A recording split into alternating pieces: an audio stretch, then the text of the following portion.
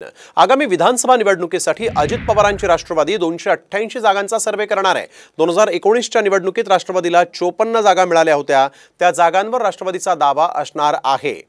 अनौपचारिक गप्पांमध्ये प्रफुल्ल पटेल यांनी या संदर्भातली माहिती दिलेली आहे। माझे आमदार सोडून गेले तरी मी दुसरे माणसं तयार करेन असं देखील यावेळेस अजित पवारांनी अनौपचारिक चर्चेमध्ये म्हटलेलं आहे।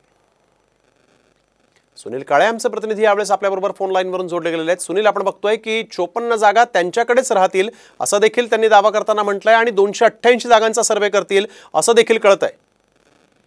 निश्चितच आपण बघतो की ज्या पद्धतीनं आता विधानसभा निवडणूक तोंडावर आहे, प्रत्येक पक्ष जो आहे तो 288 जागांची तयारी करताना दिसत आहेत। यामध्ये राष्ट्रवादी अजित पवार गट सुद्धा 288 आमदारांचा किंवा त्यांच्या मतदारसंघांचा सर्वे करणार आहेत। कारण की यापूर्वी राष्ट्रवादीच्या एकत्रित राष्ट्रवादी होती, ती त्यामध्ये जवळपास 54 जागा ज्या आहेत त्या 54 जागा त्यांच्याकडे होत्या आणि त्यामुळे त्यांच्यासह 288 जागांच्या संदर्भामध्ये ही भूमिका घेण्यात आलेली आहे। बिलकुल, धन्यवाद सुनील, आपण दिलेल्या या सविस्तर माहितीसाठी।